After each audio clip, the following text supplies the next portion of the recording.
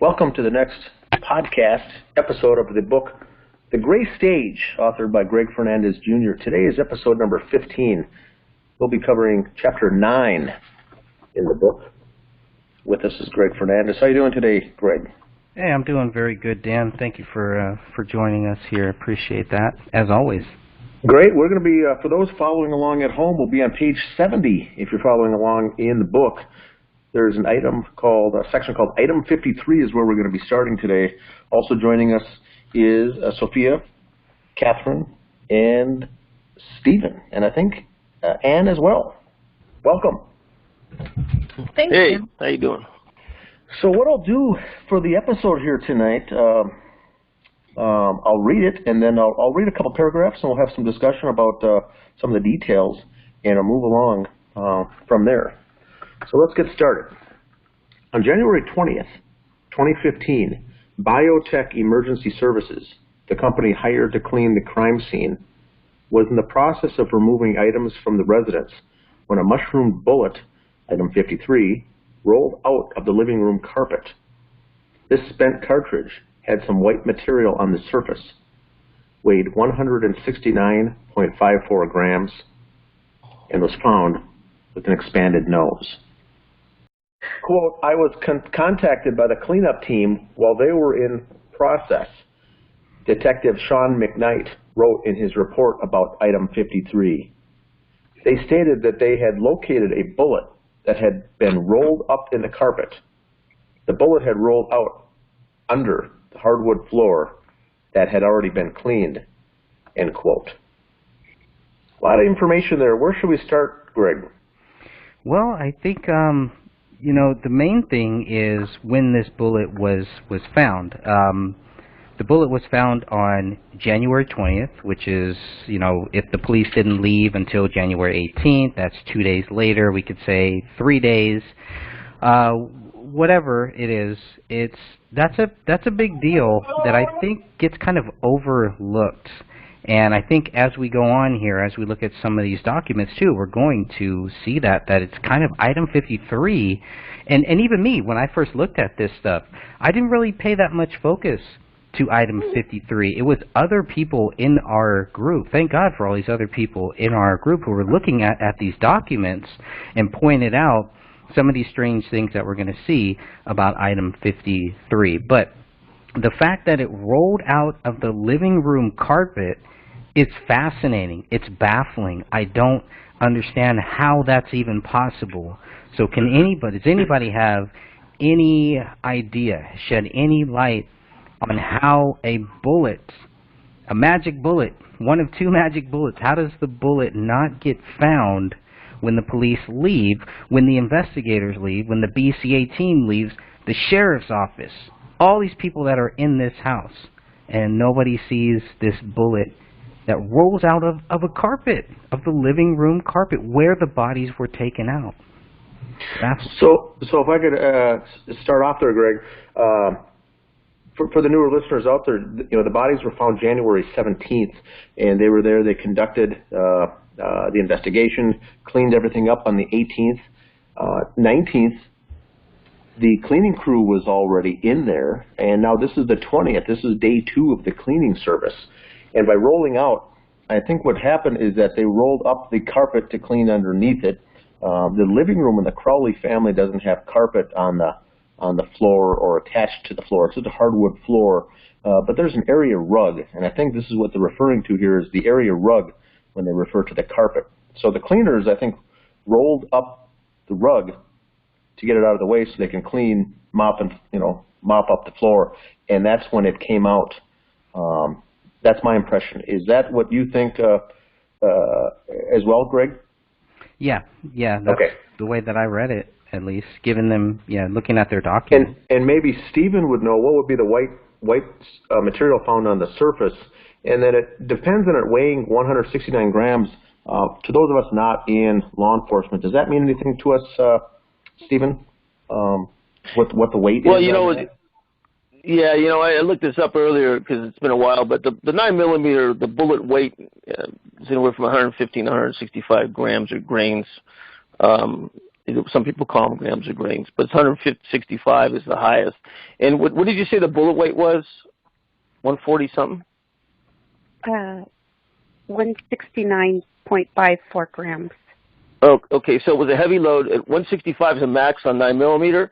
I think that bullet possibly, guys, the way it went into the ceiling, that's what the white stuff is, sheetrock, and it just, from the angle, didn't stick. It dropped out.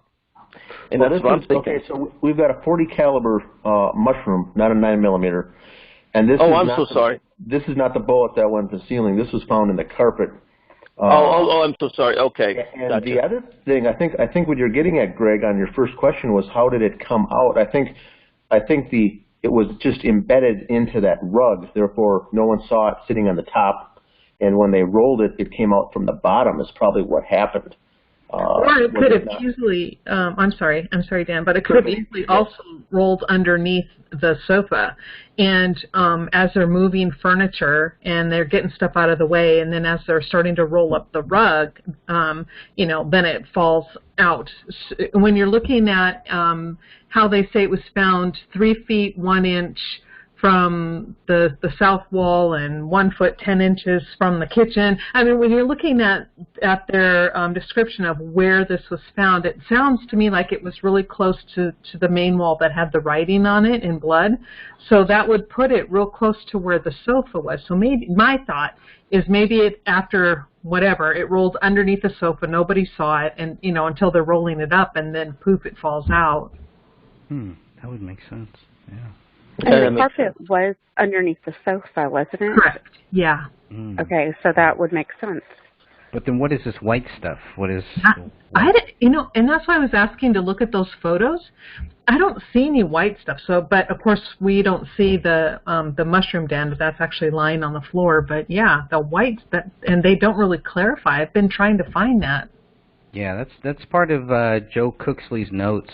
That was something that I just kind of noted there because I was trying to find anything on item 53, and I couldn't find that much on it. But so I don't know what the white stuff is. Like you said, we only have 4 or 5 photos of that bullet, and we only, and they only film it, or they only have photos of the bullet where it lands. So, like you said, we don't really know where the bullet was. They don't know where the bullet was, and maybe that's why it's not included in any of their diagrams, which is something I want to talk about later.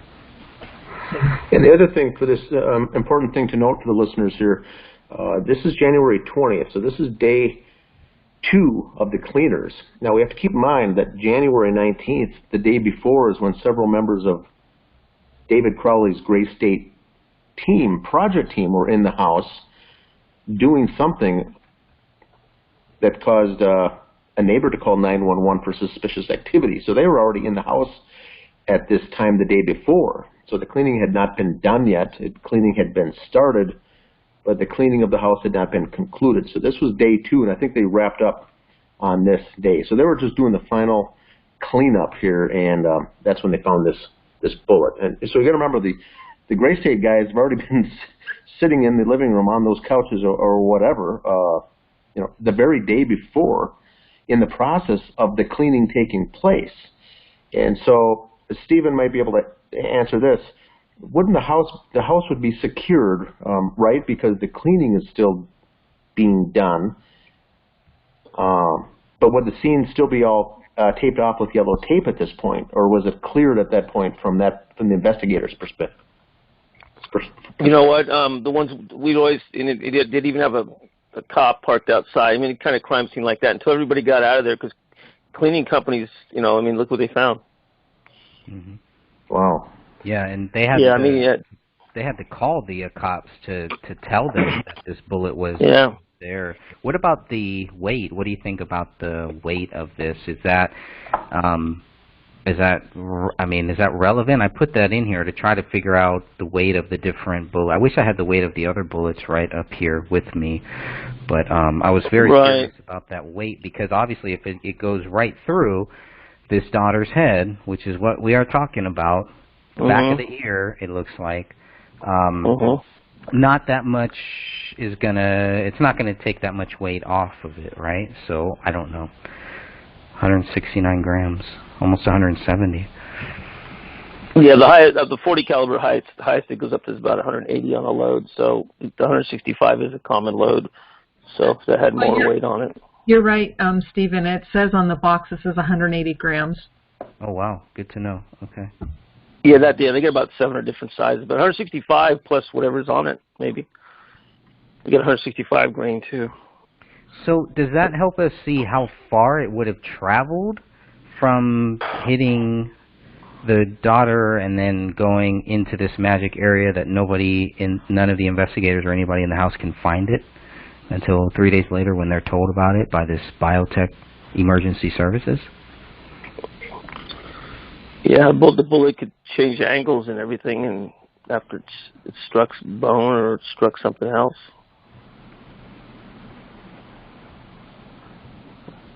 And it couldn't have traveled too far, right? Because that living room, Dan might know this because Dan's been in the actual living room here. It couldn't have gone that far. Trying to understand maybe the distance of where the daughter would have to have been shot, close range, and maybe Catherine or Sophia or Anne kind of know more about that because they've looked extensively over and over at the autopsies and about the suit and the stippling and all that stuff. Maybe there's some interesting stuff there.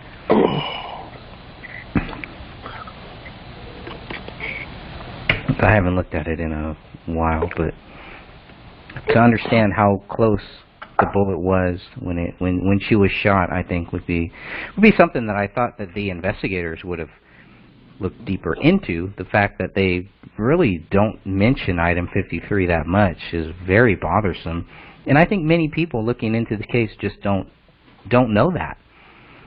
They really don't know that. And looking at the documents, I can see why. Well, another thing is they may want to diminish it to some extent because it's once again it's something that they missed. Mm-hmm. Item 57 they missed, and so they tried to downplay it. Item 53 they missed, and they tried to downplay it. I think is the embarrassment is part of it. I think. Mm-hmm. That would make sense. Mm-hmm. And I don't think a lot of people understand that living room was pretty small. After you look at the photos and you get an idea of where everything was, I was surprised to find that it was as small as it was. Because, yeah, it's not a big room. Being in it, and I was in it, so it's not that large of a room to begin with. But yes, it puts it into perspective when you see how close quarters everything is on site there.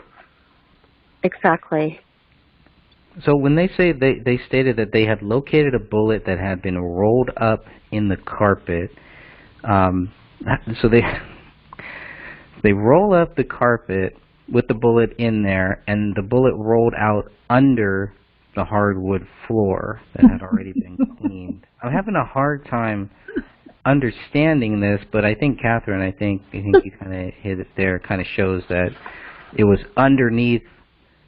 The bullet went through the carpet. Is that what you're kind of saying, Catherine? Is that what you think? No, actually, I mean, I don't know if it went through the rug or not. I mean, looking at the photos, there's some white fibers stuck within the mushroomed portion of the fragment. To me, that looks like part of the rug is stuck inside there. But I'm just saying that wherever it came from, did it bounce off something? I don't know, or did it just come... I hate to sound so crude, but did it just exit and then roll after, it exited the head? Did it then roll underneath the couch? I'm just saying somehow, some way, it's a possibility that maybe it rolled underneath the couch, and that's why it wasn't found until they're rolling up the rug. And Greg, I think I see what you're talking about as far as the comment. I think he worded it wrong the way Sean McKnight wrote this. You're getting stuck on, I think, Greg, where it says the bullet rolled out under the hardwood floor. Right. Well, right. It obviously didn't roll under the hardwood floor. It rolled out under the carpet and bounced around and landed on top of the hardwood floor. But the way Sean McKnight has it worded is that he actually does say it went under the hardwood floor. So that's obviously an error, is what I'm guessing is how he meant it. Yeah. He didn't mean to write it like that. Yeah, I think he kind of meant under the rug. The way that I really read it is under the rug, but yeah, I mean, obviously it didn't go under the hardwood floor. So. But they had it. It sounds to me like they rolled up that area rug first to clean the hardwood floor, and then while they were unrolling it, perhaps, or moving around that rolled up carpet already, it came out. That's how I understood it. Okay. Yeah. While they were moving it, once it's rolled up, and while they're moving it out of the house, then it rolls up, which is also kind of weird when you look at where. And I will add in the video version, I'll add some of the few photos that we do have. But when you look at where it landed, it pretty much landed on the same wall where the blood writing was. So that's also another curious thing. By this time, the couch is obviously moved.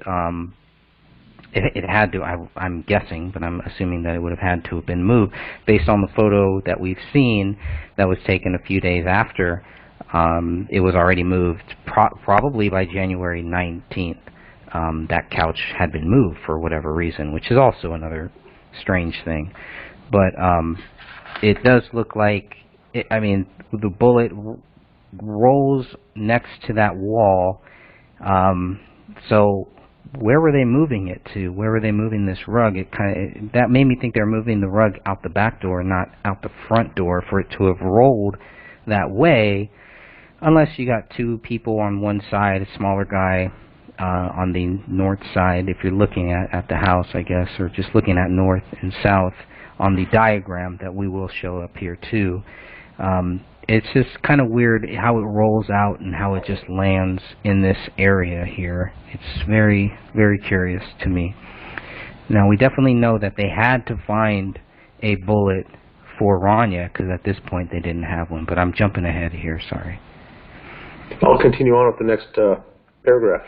Quote, at approximately 1300 hours on 1/20/2015, Detective Brian Bone reported, quote, Detective McKnight was contacted by the company cleaning up the Crowley residence at the request of David's father. The cleanup crew personnel notified Detective McKnight that they had discovered a bullet at the residence. They relayed to Detective McKnight that while picking up the rug from the main living room area, a bullet had come out of the carpet and fallen to the floor, end quote. So it pretty much matches, right? It matches yep. two things. And this is January 20th, which would have been a Tuesday, 1300 hours, so we're talking 1 p.m. in the afternoon on a Tuesday. David's father, it looks like he's the one who arranged for this biotech emergency services to come in. They found it, and then they found this bullet and called Detective McKnight. Now, looking at that bullet, the bullet comes out of the carpet. How far could that bullet have rolled? I guess too was another question. Rolls almost perfectly where you can see everything that you need to see with that bullet.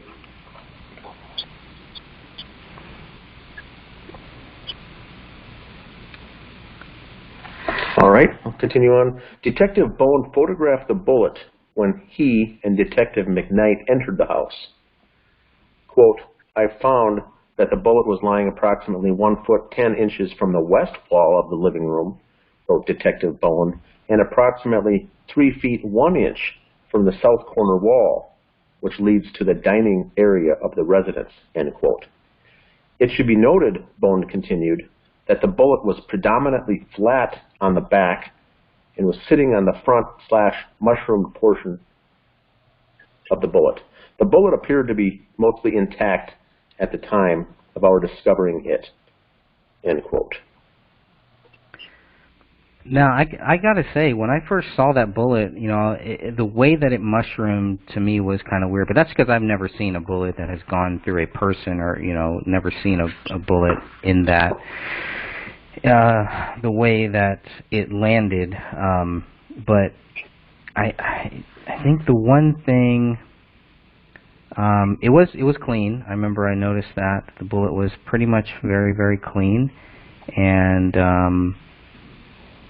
sitting on the front mushroom bullet, the bullet appeared to be mostly intact time of our discovering it. So, yeah, there wasn't really that much damage or anything done to it. It was just kind of there.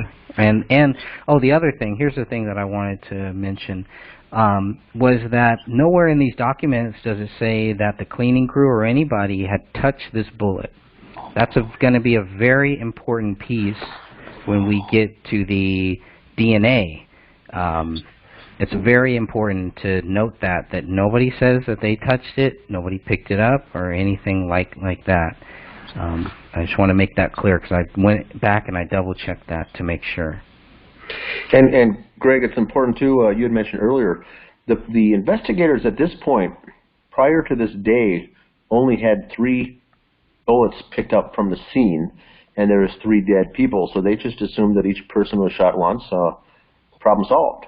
And now they get this call saying another one was found. So it didn't necessarily leave them scratching their heads, but it would have left them thinking, you know, was someone shot twice, and if so, why? And now we know that a month later they find it. They get a call from another person that there's another bullet missing. The comedy continues. All right. So they find it. It's laying there. They discover it. They photograph it and whatnot. Now moving on, it says item 53-1 is a swabbing item from item 53. Is a swabbing from item 53. Hairs found on the bullet were labeled as item 53-2. This bullet contained a blood mixture of 2 or more individuals, with the major DNA profile matching Rania. Interestingly, David and Comel were excluded from being contributors to the newly found bullet. Based on those results, authorities should have been looking for a second DNA profile. Unlike some other results, it is not stated that 99% of the general population can be excluded from contributing to the blood mixture of item 53. What I find interesting about that sentence is this bullet contained a blood mixture of 2 or more individuals. So they're talking about blood, like from 2 or more individuals, or Rania's blood mixed with DNA from 2 or more individuals. The way that it's stated, I'm confused by this, because, and there's a reason why I'm trying to get to the bottom of this, because for David's bullet, it's stating that there was no blood found, but his DNA was found on it. And some are saying that it was his blood. On item 53? On item 57. Oh. This is why I'm trying to get the clarification for item 53 first. Okay. So that when we get to item 57, we can determine whether or not that was from skin cells, or if saliva or whatever, or if it was legit blood. Well, from item 57, it was not from blood. So anybody who says that it was doesn't know what they're talking about, or needs to go back and just read these. Look at these documents here, and you can clearly see it. For item 53,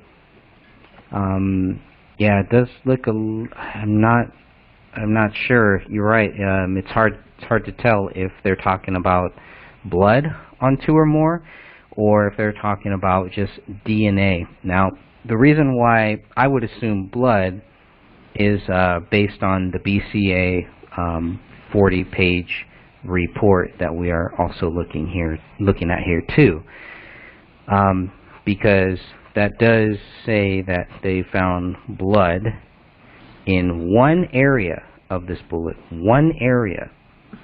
So how do you get a mixture of 2 or more people and you find blood in one area? Unless we're talking about blood in one area and then DNA in one area, but then again, that would show that somebody had to put their DNA on it, and we know it wasn't David, and we know it wasn't David's wife. This is one of 2 areas where we have missing DNA, similar to the notepad that was found in David's office. Could that be the same missing DNA? The same missing DNA that we see on item 53-1, is it the same person or persons? Because they're saying a mixture of 2 or more. It could be more people. And that makes me curious about the blood that was found in the kitchen, because it was never tested, but I'm assuming that's from the killer. And if they would have tested it, then we would have been able to at least answer the question of the DNA and been able to see if it was also matching item 53 and the notepad, and, anyway, coulda, woulda, shoulda. And what I find interesting on actually both 53 and 57, but we're sticking with 53 tonight, is where it states major profile would not be expected to occur more than once among unrelated individuals in the world population. So in other words, they're stating that if the way this is worded and what it says to me is that the other DNA profile is coming from someone who is related to either the Crowleys or either Camille or David's family. Because if they wouldn't expect to find it more than once in an unrelated individual, that leaves a whole lot of other people. You know what I mean? In other words, hopefully you guys understand what I'm trying to say. I'm tired. That leads me back to the gun safe and the type of DNA test that they ran on that. They were looking for a relative. Correct. And when they say that David and Camille are excluded and they're not expecting this DNA to come from an unrelated person, well, then what does that tell you? What does that tell us in general? It's like, And I agree, they should have taken it further. They should have tested a whole lot more. Mm-hmm. I agree. There's only picking up guys off DNA off a fingerprint is about 65 to 70% of the time. They'll get DNA off a fingerprint, so they haven't disclosed if it's blood or fingerprint DNA, right? Mm-hmm. Good question.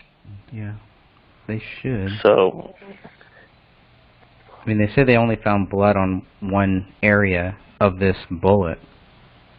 Yeah, because when you look at the photos of that fragment, it is clean compared to the other fragments. Especially the ones that have Camille's hair and blood and stuff on it. I mean, that looks like it went through someone's head. Sad but true. But you look at this one, and I'm hard pressed to see where it actually went through a body. It's very clean. I agree, Catherine. I absolutely agree. And at least here they say they found blood on one part of the bullet, whereas you go to item 57 and they say that they didn't find blood on that bullet. Correct. Yet they found DNA. Correct. Right. Item 57 did not have blood. So obviously they were checking all over the entire bullet. Mm-hmm.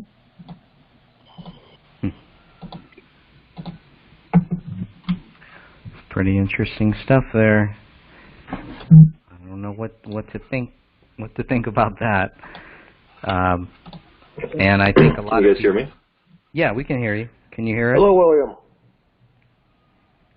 I think he's having trouble hearing us, but I'll let him know that we can hear you. So, William, it's your technical difficulties. Can you hear us, William?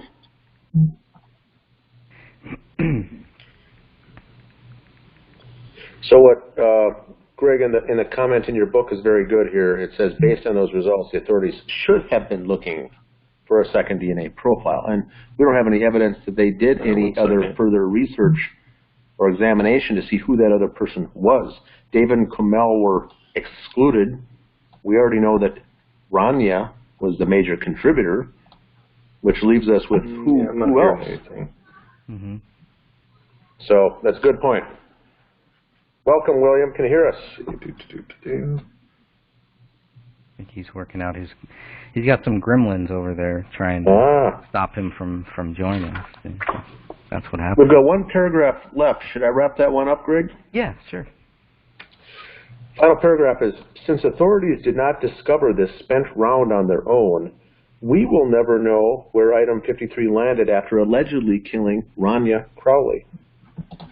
What we know for sure is that item 53 rolled out of the living room carpet on January 20th, 2015.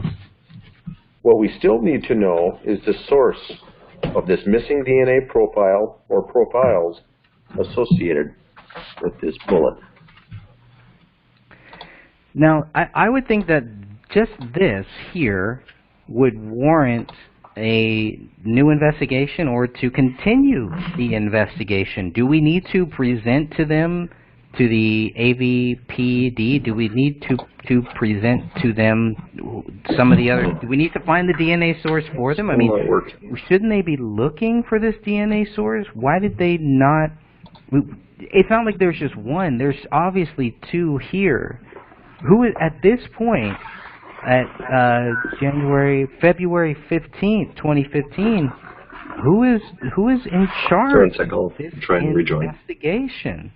And who is looking at this DNA and saying, well, yeah, there's somebody else here, but we're not going to even go there. I mean, I would assume by looking at this that the investigation should have kept going on. There should have been some type of follow-up to item 53 and to item 41.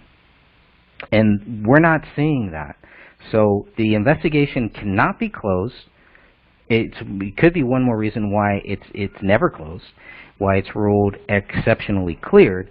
But shouldn't the police put some effort into this now, into finding these two DNA sources? Or are we, we're six years later? Is that just a lost cause at this point? But how do they account for the two missing DNA sources?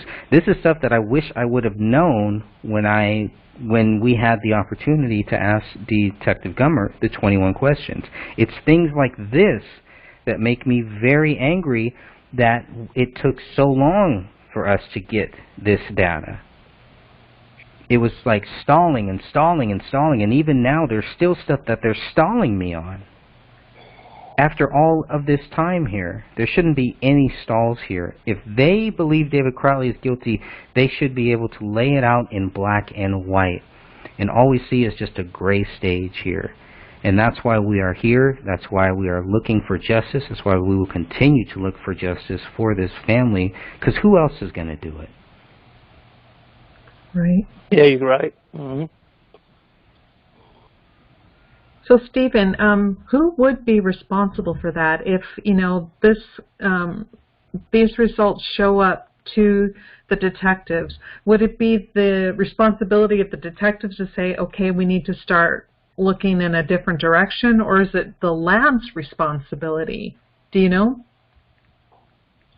No, it'd be the Office of Detectives, the police department, to drive that. And to answer your question, we'd have to take it as a PI case and get an attorney involved and write it up and try to submit it to the DA. It's about the only route, and see if they reopen the case. But it's up to the cops to push any kind of evidence. Okay. Yeah. No, this is Dan. If this was, once again, if we put it in terms of a court case, this missing bullet that was just found wouldn't be admissible in this case at all anyway. So would they even be interested in pursuing it at all from a legal perspective? Because they can't do anything with it, as is item 57. Both of those would be inadmissible in a court case. Why? Well, are you sure about that? I mean, other evidence, it can be revisited. you know. But since they were both found and not, the house had been entered by other people. They would have been tampered with. The scene had been, released, and you've got all these other people coming in and out. There's no way to prove at that point that those were there and part of the original crime scene. So I agree with Dan that I think it would be really easy to have that tossed out, both of them, 53 and 54. Sure. Yeah, defense would definitely try to toss it out. I'm just not sure how the judge would rule on that. Especially if it did have confirmed Kamel's blood on there, or Ranya's, or somebody else's blood attached to the house, they could probably move it up a little bit just based that they have evidence of victims' blood on that. And who touched it after that? They can go ahead and they can disqualify the workers and such and get check their DNA and prints and such. But other people could have been in there they don't know about either. I do agree with you on that part, but. Maybe if they found something, they should try to get it, entered into evidence if it would help. I mean, wouldn't that be new found? Something that's new found if there's nothing else on this? I mean, even though it's in these documents here, isn't this something that maybe they don't even know about? Well, we've presented some of this new evidence already, I think, to the Apple Valley and the items that Catherine and Michelle sent over to the Attorney General as well. So they're aware of the new information, are they not? Yes, I sent them, a lot of stuff. I did not mention item 53, though, but I did send them a lot of other stuff, and it has been crickets. Hmm. And the private investigator that was hired, Kenneth Maines, didn't come across this either. It didn't stick in his craw after reading this as worth mentioning at all. Yeah. Well, is it worth, Catherine, maybe reaching back out to them and mentioning item 53? Did you include item 41 and the missing DNA profiles there? I'd have to go back and check on those other particular items, but I would be more than willing to do it and even revisit item 41. I don't remember if I included that. I know I really focused on the multiple blunt force trauma because that, yes, there's photos of it, but that was not mentioned anywhere. But yeah, I'll redo an email and do a follow-up and then add this new stuff. Do you guys think that's a good idea? Stephen, is that something we should do now or should we wait? I don't know. Maybe we should Monday morning quarterback this before we before we get any doors maybe shut up or show our hand. Maybe we just basically write a report up and try to get an attorney involved. And I suggest that to help get us more documents and records. Okay. I like that.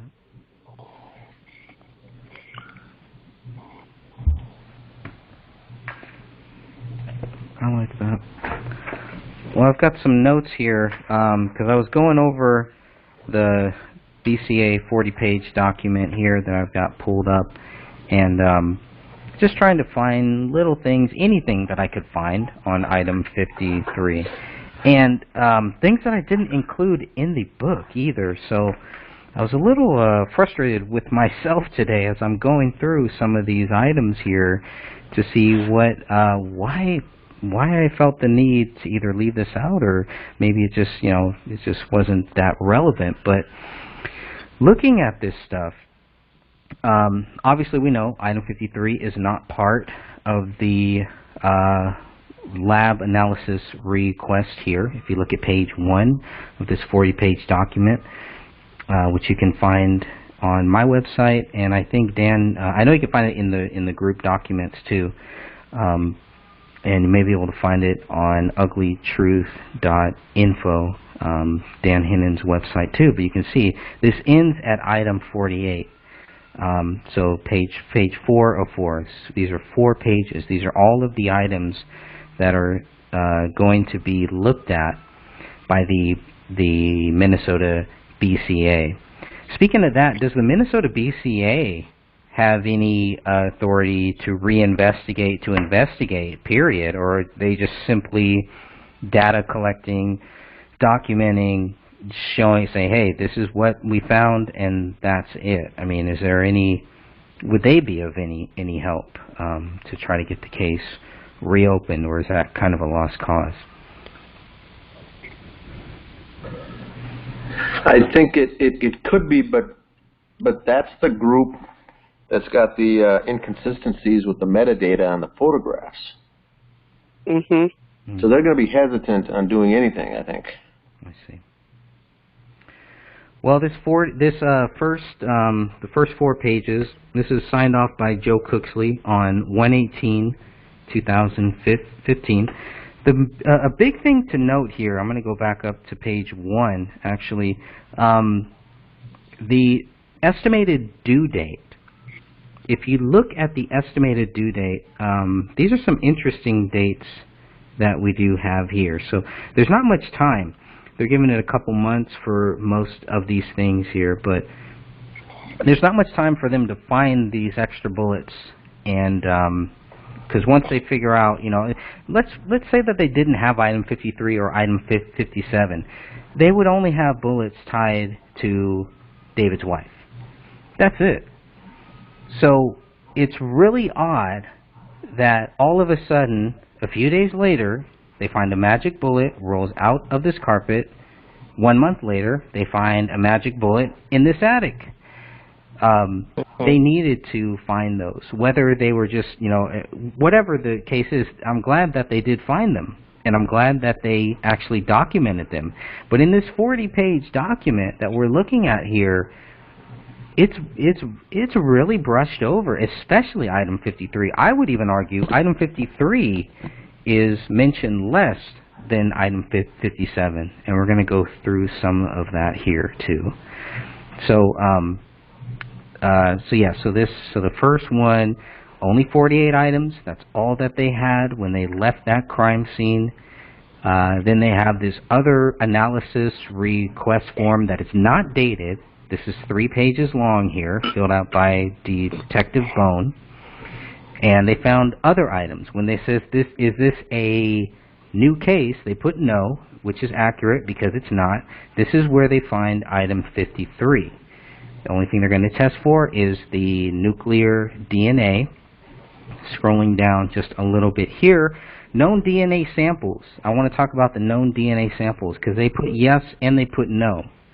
So they've checkmarked yes and they've checkmarked no. And we're going to see later on that they have DNA samples for all 3 people. Maybe it's a typo. Possibly. That's the only logical thing that I can make sense of. But in the comments here, and again, this is not dated. So you wouldn't really know that they're talking about item 53. You wouldn't know that they're talking about item 57. Based on the order of these documents in these 40 pages, I can only guess that they're talking about item 53. So this is a possible murder-suicide. I am submitting a found bullet from the scene after the BCA crime scene team left this scene. Test for DNA if possible. Questions, call me. And that's from Brian Bone. That is to Joe Cooksley. Very short, very brief. I mean, there's just really not much here. So, is Joe Cooksley out of the loop here too? He says, okay, test for any DNA. Doesn't say what date that they found it. This document here is not dated. This 3-page document is not dated. Then we go down to page 8 here. And this is where the nuclear DNA tests are going to be done here. This shows everything that they have tested as of 2/3/2015. Obviously, item 57 is not going to be included on this. But whereas there were 48 items previously, this is a 4-page document, now we're getting into items, there are 53 items. Item 50, 51, and 52 are known DNA, or are known blood samples from David, Kamel, and from Rania. Where did these DNA samples come from? Are these DNA samples from the bodies at the crime scene? They are. They took them when they did the autopsy. They took known blood. They took blood samples. From the crime From scene. the bodies during the autopsy. I got you. Okay. Because, I mean, why weren't those included in the first 48?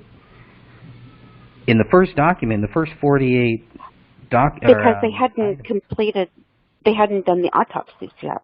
Gotcha. So they were still working on that. Mhm.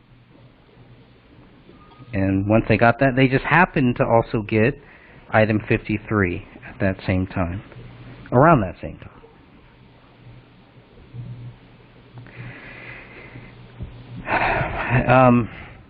Now here's the main thing here, looking at page 10. One area of item 53, that's where they found blood. So this says, presumptive testing indicated the presence of blood on the following. One area of 53. The presence of blood is in one area. Now, the way that I would read that would be that, okay, there's one blood source. So how do you have two DNAs? How do you have two people here on one area? This is what they looked at. This is what they tested. Item 53 was tested for blood. The way that I'm reading these documents. If I'm wrong, I'd love to be shown that. If you guys know, of anywhere here, I can't find anywhere else when they say that they swab 53. I can't find that they swab anything else but this one area.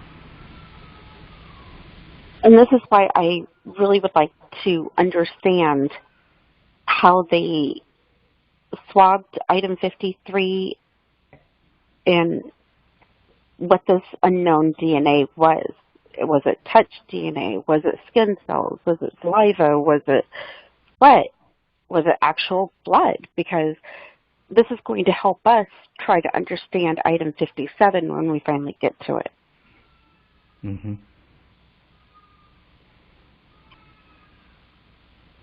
Okay. Well, what I find interesting about that part in the report right there where it says that they found blood on one spot.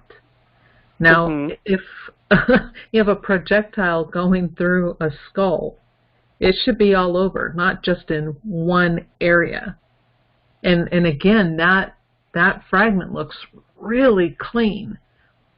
So that's my question. And because since we don't know and we can't see the quote-unquote area of blood that was found, could it have been a drop of blood that had been mixed, who knows, prior? Maybe somebody picked it up. Again, we just don't know. There's not enough information. It's very vague. Right. That's probably why I didn't put a lot of that in my book, because it was, what do we know? What can we prove? What did they find? What is conclusive? A lot of that, I really tried to stick to that. So that's probably why I barely mentioned item 53-2, which we can see here on page 12. Hey, look, there's 53-2. Apparent hairs and fibers were collected. So that's where I knew I got it from somewhere. We found it. When a hollow point mushrooms, does it mushroom once it makes impact with the body or the skull or a wall even? Does it impact at that time? Does it mushroom at that time, or how does that work? Because upon contact with the surface, it'll mushroom, depending on how hard the surface is. So if it went through Ranya's skull, then it should have mushroomed by the time it exited? Correct. So it should be covered in her DNA, the entire bullet, correct? And they only found blood in one spot. Yep, that's my point. So it should have had tissue. It should have had hair. Yep. Yeah. A lot of hair. It didn't. Nope. Brain matter, everything. Yep. Oh. So does that help us maybe see close range, far range? This is another rabbit hole. What if it's it just say that its wing girdle just barely touched your skin and just drew a little blood, and then when it went from maybe just barely touching her skin, I mean, it should be more blood if it entered any part of the body, but it would mushroom if it hit the floor or the carpet. It should be a lot more blood if it entered her body, though. That's for sure. And they didn't find any stippling for Rania at all, so this was not an up close and personal. Well, this is where the idea, at least in my perspective, and we have Stephen here, because reading her autopsy report, it does state, where is her autopsy report? I brought it up here. It states the wound is surrounded by an approximately 0.5 centimeter wide faint circular impression. No evidence of soot, stippling, or unburned gunpowder particles is on the skin or bones surrounding the wound. Now, could that have been a silencer, or what? I mean, we know it's surrounding the entrance wound, the circular faint impression, but they don't find stippling or soot. Could that have been caused by a silencer? You're still going to get powder out of the barrel. Okay. Even with a silencer. So it still has to exit following the bullet. So. Okay, so do you have powder? Yeah, go ahead. No, I'm sorry. I was going to say, do you have any idea what that faint circular impression could have been? Yeah, they may have put the barrel against her head. Okay. But there should be stippling, correct? If they pressed it right against her head, maybe not. Because if I'm talking right against the skin, all that stippling is just going to go inside. It wouldn't be tattooing or stippling on the outside. And if her hair was down along that area too, the hair would have absorbed some of the stippling, I believe. Not all of it, maybe a little bit. But the round circular, if it's fairly consistent and accurate, would be the barrel of the weapon, possibly. Okay. Oh, that's horrible. Yeah. Thank you for explaining that, because we've been wondering about this for a long time. Yeah, no problem. Yeah, so we know they have, they still have that blood. They've retained the sample of David, Kamel, and Rania in their entirety. So that's good. What else did I have here? I had a few other notes. See if I have any more. Let's end this off here. Let's see, I have page 14. So page 14. So finally, here on page 14, this is where you can see they have now included item 54, 55, 56, and 57. So this is everything here. What I find disturbing here is if we scroll down to the circumstances, we're looking at page 14 of page 40 of the BCA lab analysis results here. In the circumstances, they are sure to mention item 57 that they found on 2-18-2015, no mention of item 53. Nothing. They go down here to the date and time processed. Again, they mention 1/17/2015 to 1/18/2015. They give you the exact times of the processing. Nothing on item 53.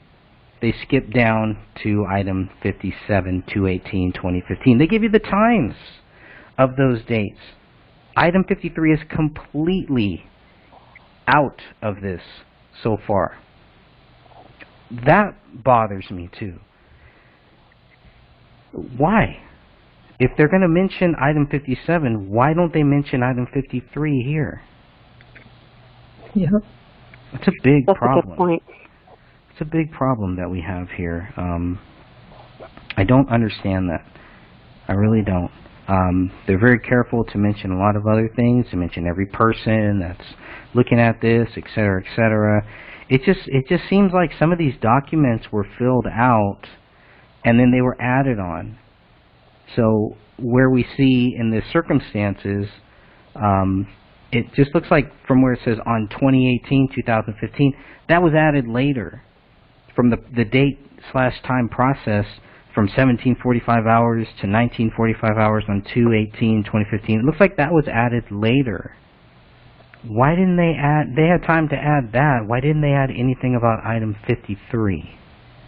I don't understand that. I don't understand that reasoning.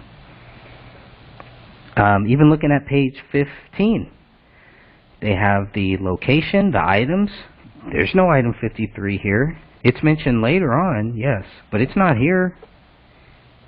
I don't understand this. I don't understand. It just makes me think that item 53, maybe I always thought item 57 was the smoking gun. Maybe item 53 is more of the I think that they gun. actually both are, Yeah. in my opinion. Maybe we should make this part of the conference call. Yeah, I think so. These two. I think so.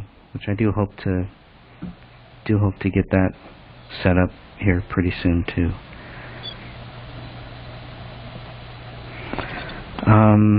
What else did I have here? Oh, the circumstances. Let me go back to the circumstances. Sophia, we had talked a little bit about this too. The circumstances for what they say. Let me read this here. They say that the investigative information revealed that the occupants of the home had not been in contact with anyone for weeks. That's not true. That is completely not true. So either they don't know what they're talking about or they are lying. It can only be one of the two. Sophia, can you kind of maybe explain a little bit about what you relayed to me earlier today about that? Well, we have a conversation between Camille and her friend via text message, and that occurred on the 21st of December. Well, Camille replied in the morning of the 21st of December. Mm-hmm. And then we have David, who he was going back and forth with Danny August Mason, and I believe the last time that he contacted him, I have to look at my messages that I sent you, Okay. was, one second here. Maybe the 6th? December 16th? December 9th. Well, it was December 9th that he last emailed Danny August Mason. He emailed Jason Allen on December 17th. And then, sorry for the thumbs up, Greg. That's okay. I was trying to scroll down. And then supposedly we have the text message to Chris Peck about the pot, but we haven't seen any proof of that. And we don't see any proof on his telephone reports saying that he sent out any text messages.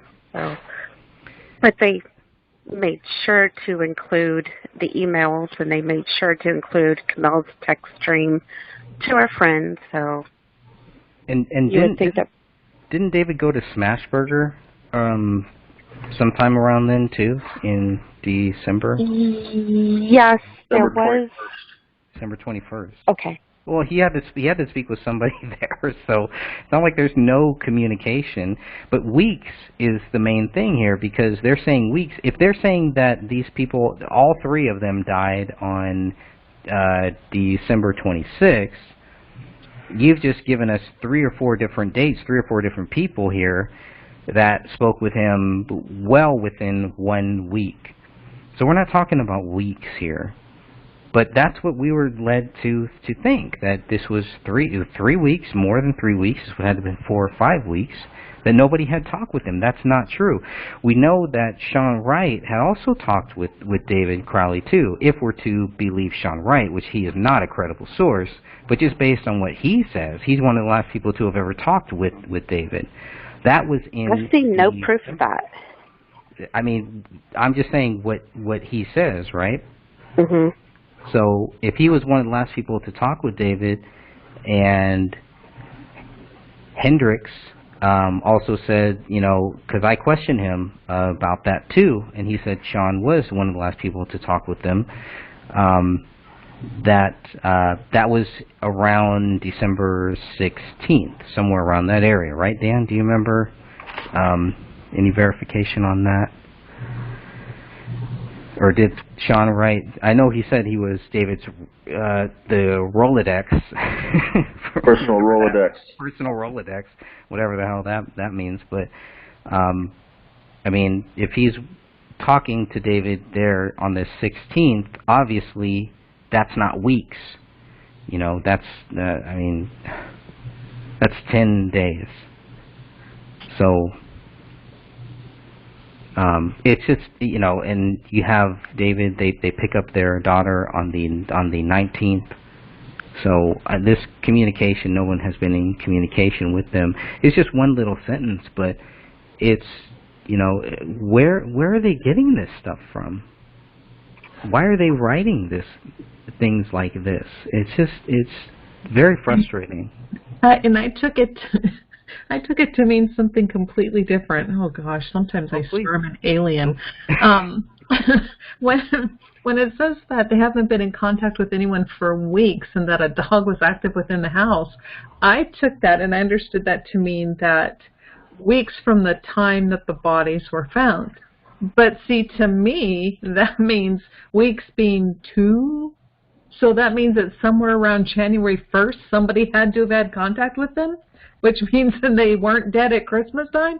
So that's where my brain went with it.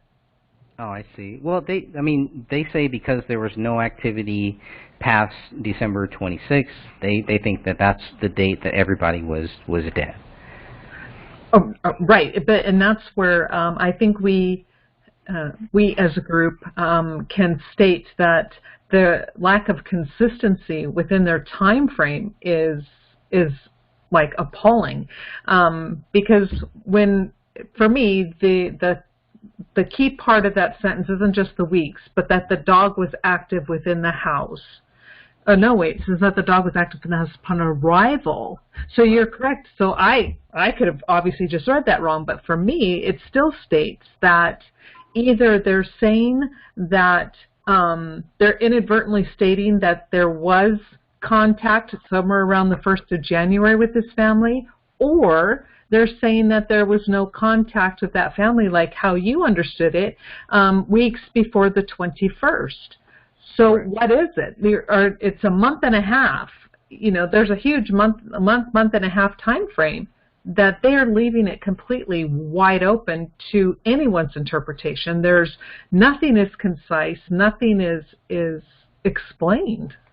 Yeah, this investigative information says, you know, that they didn't make contact with anybody weeks. I definitely took that to mean December 26th, giving them the benefit of the doubt. I kind of even think maybe that it's possible that they were dead well before that date too. But let's just say that it's December 26th. Everybody's dead. Obviously, if it's in January, that makes sense for that they haven't been in contact with anybody for weeks because they were dead for a couple weeks between that time. But if we go by their logic, by what they're saying, by the December 2026, we know that that David's wife was in contact with somebody on December 21st. That's days. That's not weeks.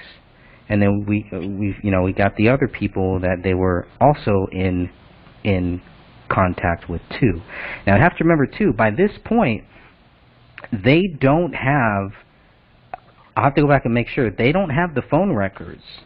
that show that they had their call. There hadn't been any calls made until what was it, November? Sophia, is that right? David's last For call? David, it was after Thanksgiving in November. Right. So that's a whole other issue there. So it's not like it's a big deal for me, because obviously they're not calling people. He's online chatting, he's online doing things, he's sending messages to people online, he's meeting with people, he's picking up his daughter, he's going to Smashburger, he's doing things. Okay. We actually don't know that David was the one who went to Smashburger. Somebody could have taken his card. Camille could have even used his card. True. We're just assuming that it was David who went to Smashburger. Somebody went to Smashburger with their card, definitely. Correct. Someone his card was charged on December 21st for $30-some of purchases at Smashburger in Apple Valley. Mm-hmm. We don't know who physically went there and got what. Dan, have you ever eaten at Smashburger? No. Okay, I'm just trying to figure out, would $20 be for two people? Or one? It was 30, and I would say that's kind of high, and so that would be a group of people, and that's what people have suspected, that it wasn't David and his family at all. It was a bunch of guys ordering burgers with David's card. Well, the reason why I asked was because if we go to like Five Guys here, just my daughter and I, it's like $25, $26.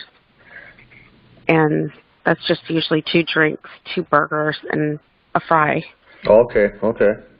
So that's Texas. That's your Texas prices there.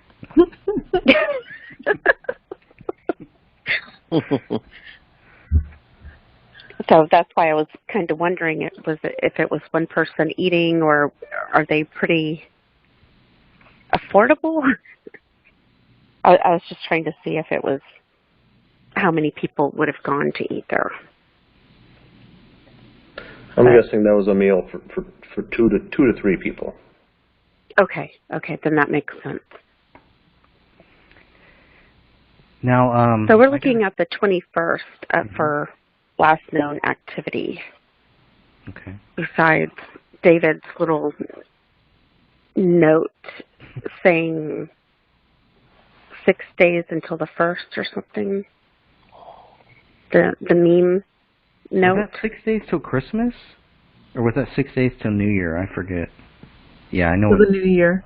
To the New Year, okay. Which looks like it was a 5 changed to 6, by the way. So, it's pretty interesting, too. That might line up with their timeline. And I believe the last phone call that Camille or David, because it could have been either, made was to Wells Fargo, and that was to, this is my guess, my best guess, transfer money over for the house payment to be made, because that was the one thing that bounced. The house payment bounced? It did in December, and then money was transferred over and it went through. That's interesting. No other bounces that we know of. No.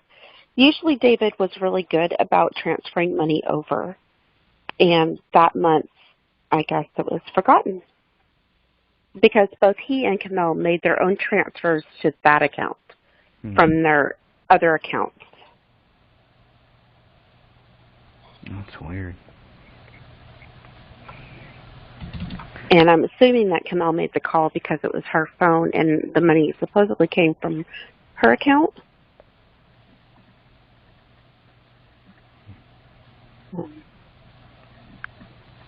Well, I got page 21 pulled up here, And this is where I had assumed we would see item 53. It's not here. I need to go back and look at all of the other diagrams because there are several of them. So, but this one is the one that's in their 40-page document. This is the official one here. So if item 53 is going to be in any of the diagrams, it should be here. Now I need to go back and see if it's in the ones the drawn diagrams. It might be there. I'm not 100% sure.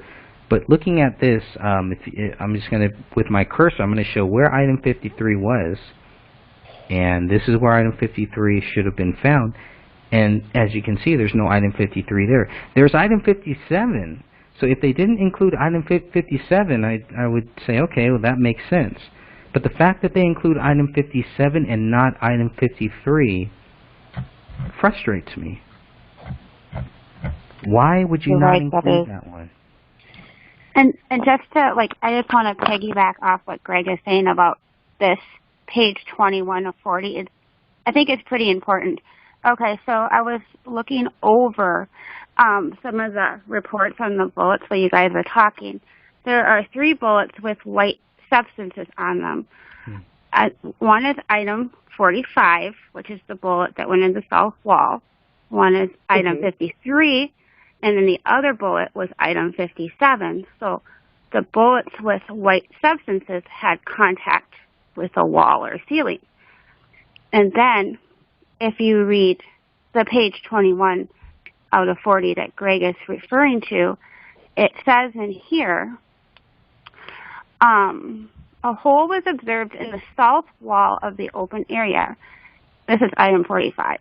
Chemical testing of the area around the hole failed to detect the presence of lead. However, a bullet, item 45, was retrieved from inside of the wall near the hole. Additional holes were also observed on a removable ceiling tile and the wood ceiling above the tile near the hole in the wall. On the other side of the wood ceiling was the wood floor from the living room underneath the area rug. Holes were observed in both the area rug and the wood floor underneath the rug. Chemical testing of the hole in the wood floor also failed to detect the presence of lead. So that item 53 could be very well connected, as Greg was saying. I think it's connected maybe to item 45, something similar. 45, because they're seeing holes in the rug, and on the other side of this wall is the area rug where item 53 was eventually found. That's true. Yeah, so item 45... And item 45 had white substance on the bullet, as did item 53. Wait, they don't put item 45 on here either? I think 45 is on the next one where it shows the bottom half of the house. But, you know, to me it would always make sense because it looked like they shot into the floor through it, you know, so they're aiming the gun toward the floor, and of course we've got that rug, so it goes through the rug, it then goes through the floor, which then goes through the acoustic tile, which then enters into the wall. So if, you know, that trajectory makes sense. So since it ends up in the wall, it's going to have the white powdery substance on it. At 57, it supposedly goes through the ceiling. Well, it does. It goes through the ceiling, so that makes sense. White powdery substance.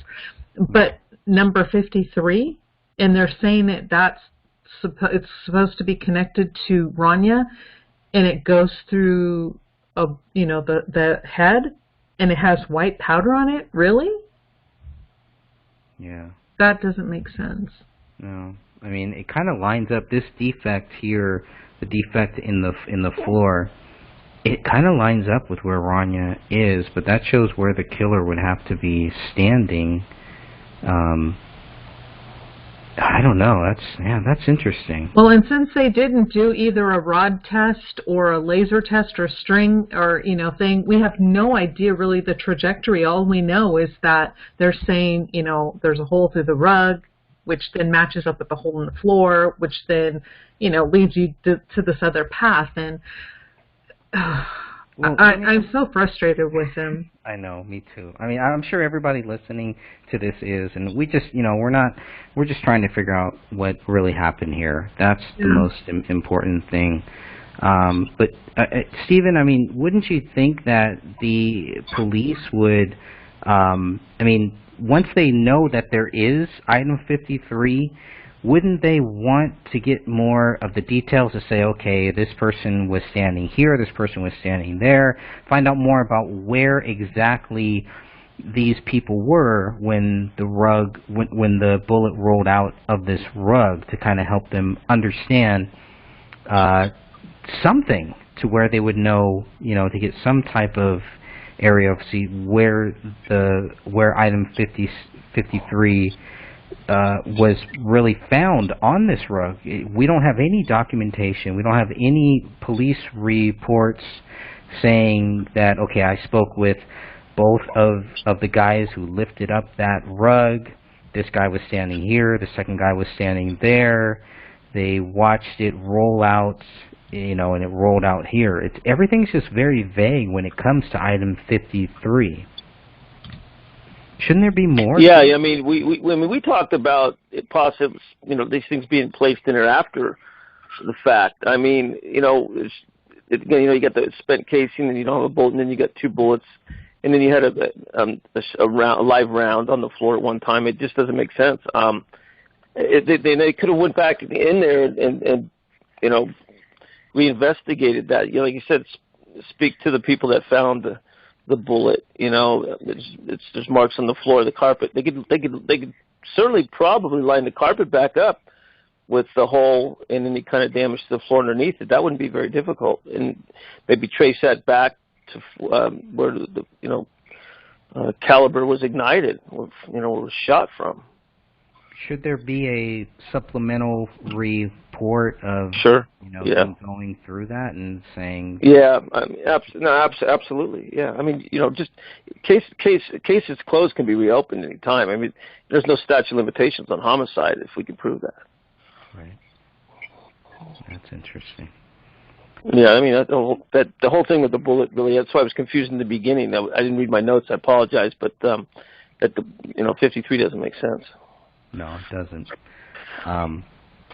But here on page 22, they finally do mention item 53. They have 50 through 53. Who it was submitted by, not who it was found by, which is different than the other items. But that's okay. At least they're talking about it now. It's in the conversation. Item 53 is included in the nuclear DNA section, and it's also included in the firearms section. So that's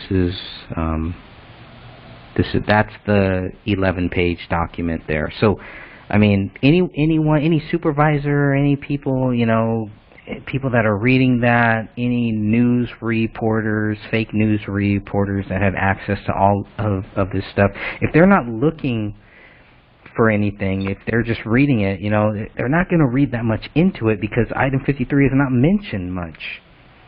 But to a journalist, to people who really care about what happened here, to people who understand what item 53 is, it's a big deal that it's just glossed over. Glossed over more than item 57 from what I can see here. I find it interesting here, page 23 is just the item 52, which is Ranya's blood sample. So it isn't like, 50 and 51, which is David and David's wife. That's their blood sample. It's just weird that we have this one document here dated 3/16/2015 that only mentions one item, item 52. I'm not sure what's going on there, It just looks like a lot of backtracking here, that they're kind of saying, okay, item 52 is a single source composite DNA profile indicated as a female, was obtained by comparison to other samples in this case. So when we say, when I ask where did Ranya's DNA come from, the reason why I don't believe it came from her autopsy is because they never confirmed Ranya's autopsy. They never confirmed that that was her body. It's circumstantial. So that's a big deal. Now, maybe I got that wrong, and if I got that wrong, I hope somebody will help me understand, because I want to get it right. You know, whatever the truth is, I want to make sure that I get it right. But the way you're correct. They never actually confirmed her. They just drew that. But the blood sample did come from the body that was in the autopsy. Okay. So they're wording this in a certain way here. I mean, it's like they have this item 52. They don't even mention Ranya's name here. I mean, they do at the top that, you know, it's a known blood sample of Ranya, but the results of the DNA profiling with an asterisk next to it was performed on item 52, and the DNA results is a single source composite DNA profile. So they're testing her body, and they just are kind of assuming that it's her, or I'm a little confused by this. And I'm sure people that understand this terminology know exactly what they're talking about, but I don't, obviously. Well, I do have a question for Stephen in regards to this. Do they normally just take blood from the bodies, even though they haven't been positively ID'd, and do DNA tests from that against items found at a crime scene? Or would they take, like, known toothbrushes and hairbrushes and use that DNA? They would use it all. If you don't have an ID in the body, you'll John Doe that one, John Doe, Jane Doe, and try to match everything up under the John or Jane Doe until they identify the bodies. But they'll collect the evidence and mark it best they can. And the toothbrushes and such like that, definitely they would collect them separately and then match the DNA up with any kind of blood DNA or anything else. But they'll John and Jane Doe the bodies, but they'll still collect everything. Interesting. And we don't see that at this crime scene. They didn't take those items. I know, it's unbelievable. I mean, they've anything that goes in your mouth. I mean, even silverware that's not washed, maybe laying on the counter. I mean, anything. I do agree. It's lousy, shoddy police work, but there's more to it than that. There's too many things, and this is three dead bodies, a triple homicide as we look at it, and and everything's a homicide in the beginning. They, I mean, it's a cover up. I mean, there's just no doubt. It's a cover up. I mean, do they always start when police walk into these crime scenes? Are they trained to think, this is a double murder suicide? I mean, I've always had that issue of how they came to that conclusion so quickly. So quickly. Well, it was from the very start. It was from the very first 911 call. That's where it starts, and it never really changes from that. Even though we've gone through all of these documents, all of this stuff that doesn't show it. I'm sorry. I never listened to that 911 call. Brief me real quickly. Did the caller say it looked like a murder-suicide? Is that what the caller said? Is that what you're getting at? One of the very first things. Well, really? I didn't know that. Oh, my God. Yeah. So it's a murder or a suicide. Yeah. But if it's a suicide, wouldn't it be? I mean, there's 3 bodies there. So why would you say a murder or a suicide? Be a murders or suicides. I don't know. It's just. If I looked through that window, I would have thought homicide, 3 murders. So I wouldn't have thought suicide. Not even close. Just from if the guy peeked through the window, and there's no way. I mean, here is like, she's like, yes, this is Judy Prochnow. I live at Ramsdale Drive. I'm leaving out her address. The 911 operator says yes, and Judy then told the dispatch, I think there has been a murder or suicide next door. Wow. That's jumping early. It's pretty early. Yeah, it's real, especially for someone who isn't trained or anything. I mean, even myself, as a former officer, if I peeked through the window, I wouldn't have thought suicide. I mean, there's just 3 bodies. To me, it looks like I'd call it murder until proven otherwise. Yeah, and that's just some neighbor. But what do the police find? What do they find to say? Oh yeah, this looks like a murder or a suicide, a murder and a suicide. There's nothing there. We've gone. Well, go ahead. The police department was familiar, or at least officers were familiar with David prior to this? Yes, they had been called. Yes. Yeah. Right. Were they aware that, he was doing the deep state stuff or anything else? I mean, they had friendly talks with David. From what I hear, some of the cops, because back in September of 2014, David had a garage sale, and he was selling some military stuff, movie prop stuff, basically. Right. And so one of the neighbors called the cops, and so the cops showed up, and I guess some of the cops actually ended up buying some of those props. So, there was nothing bad there. There was a neighbor, a young kid, and maybe Ann or Dan or Sophia or Catherine know more about this. It's a video that we don't talk that much about, but we probably should. There was a young kid who talked about David and said that he did not think that David had committed this crime, and Judy Prochnow called him autistic and was basically putting this kid down. And it's just really weird stuff like that. The actions of so many people, who claim to be David's friends or David's neighbors and stuff like that. It's just really odd the way that they acted. But even if we discount all of that, go ahead. Well, it's also how they're still acting. Is because if you're on Reddit or Instagram or anything and you talk about this case, boom, she pops up and she tries to control the narrative immediately. It is the freakiest stuff ever, and that's why we try not to say her name, because it's like a moth to a flame. Wow. Yeah. And then it goes from her trying to control the situation to then attacking. Yeah, which she has no facts to back any of this stuff up, is not looking at any of the stuff, will not debate any of these factual documents, the actual document. I don't know if she's even read them. She only spoke with David once, twice, maybe. She even admits that she didn't even know him.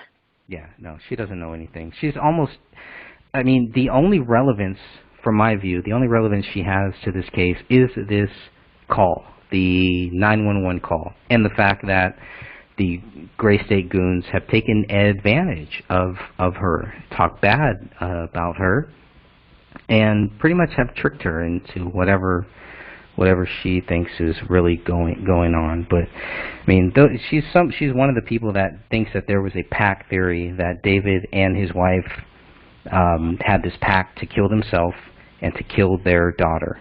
At the same time, she'll say that the official theory is right. You can't have it both ways. The official theory states that this was a double murder suicide. If there was a pact, that is a double suicide and a murder. So even that logic, that's why people should not even take her seriously. And the crazy thing is, she sits there and spouts all this crazy stuff about David, and then she had allowed her grandchildren to play over there. Yeah, it's completely unsupervised by her. I mean, it's just crazy. If he was somebody who was so unstable and stuff like that, why are you letting your grandchildren play over there? Yeah, it's ridiculous. So, or not even know him or speak with him, but you're allowing your grandchildren to go over there. That's crazy. I mean, allow them to play in the backyard where you could see them and you can see what's going on. Or at least go over there and strike up a conversation and get to know that person before you allow your grandchildren or anybody to go into that house that's part of your family. I mean, I don't know. I totally would not have ever allowed anything like that to happen. No, that's ridiculous. Without knowing the person. Let's see, what else do I have here?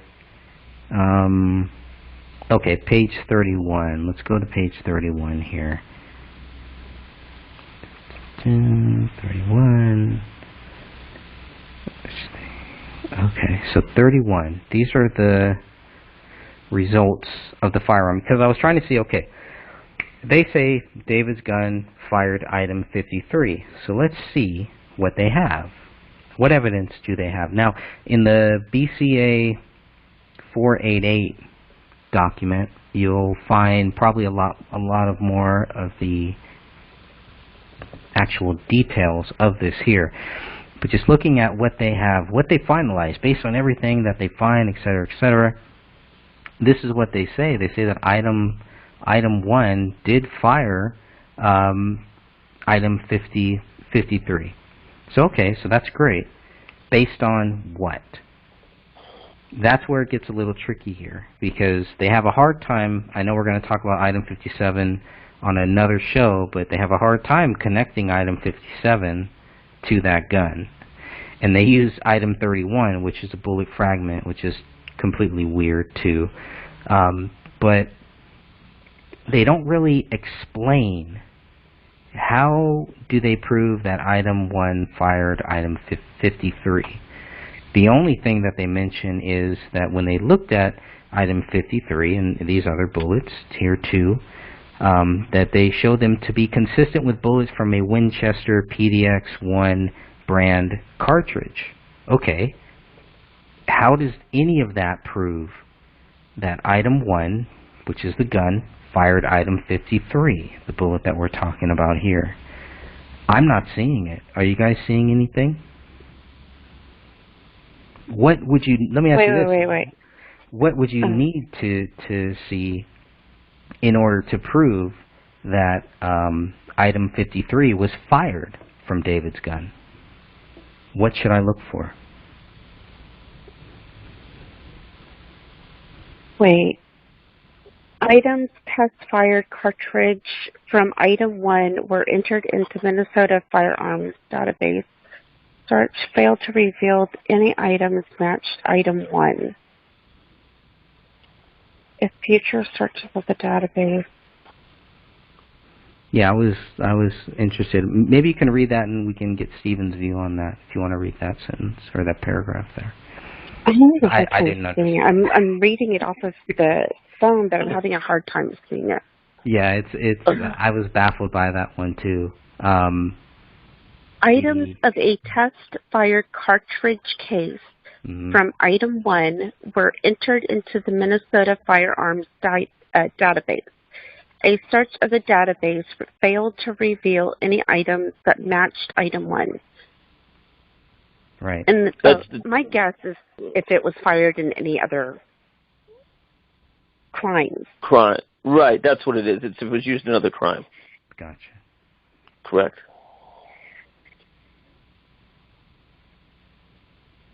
And then it says at the very top, item 1, Springfield Armory X D40, yada, yada, yada.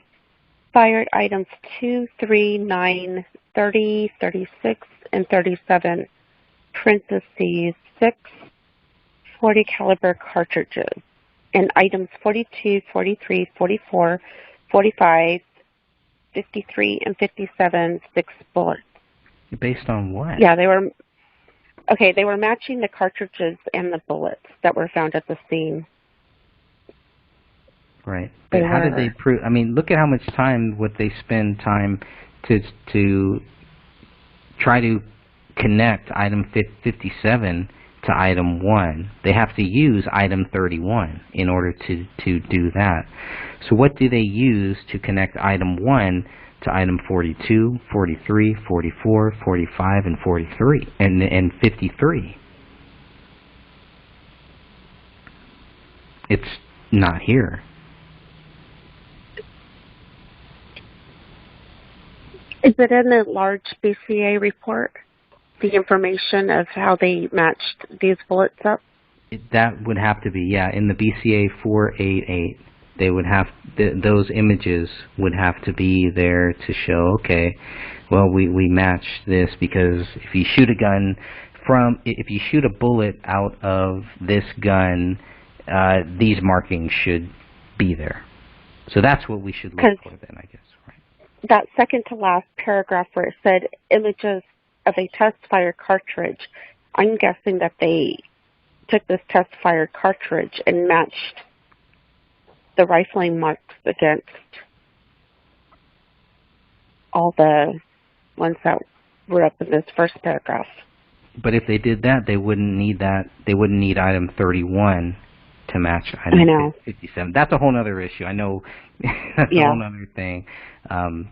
Just trying to stick to item 53. So what we should find, and we'll go through the later on, we'll go through the BCA 488, and maybe we'll come back at a separate time and try to figure out, okay, well, this is how they were able to take these test bullets, the cartridges that were fired, the bullets that were fired from item 1, and we should find evidence that they matched it to 42, 43, 44, 45, and 53. So those images should be in the BCA 488 document. So I'll make sure, I'm going to make a note here to try to go through those.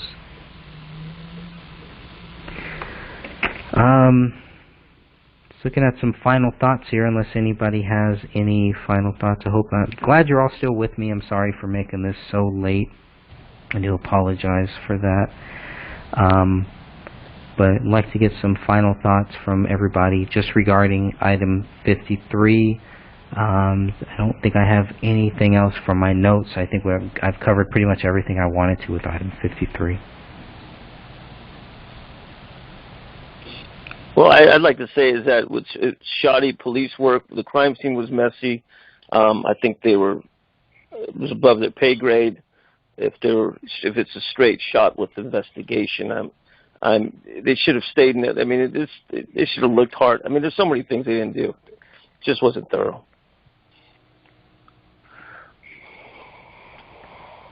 All right. Anybody else? Final thoughts? Nope. I just want to say that I'm glad you brought this up, because I had not really paid much attention to item 53 at all. But after reading this part in your book tonight and then going through all the reports, it was like, whoa, it's much bigger than what. I mean, I didn't even glance at it until now. So thank you. I think that we need to actually make a post about this in the group and see if we can get some more people to kind of brainstorm in regards to this. Okay. All right. Ann or Dan, any final thoughts here before we shut this one down? I'll stop this recording soon here. I don't have any thoughts. You guys have done a great job covering everything, and thank you for your hard work continuing to investigate the Crowley case. Thank you, my friend. Was William ever able to join us? No, he was not able to, but I do hope to get him on our next podcast, which we will be covering. We'll be staying on this chapter. and we'll be talking more. That chapter kind of jumps around, so in our next show, we will be focusing more on item 57, how we even get to know that there was an item 57, and then we'll talk more about all of the strange things with item 57. So I do look forward to that one. That'll be a fun show. We might have to break that up into a couple shows.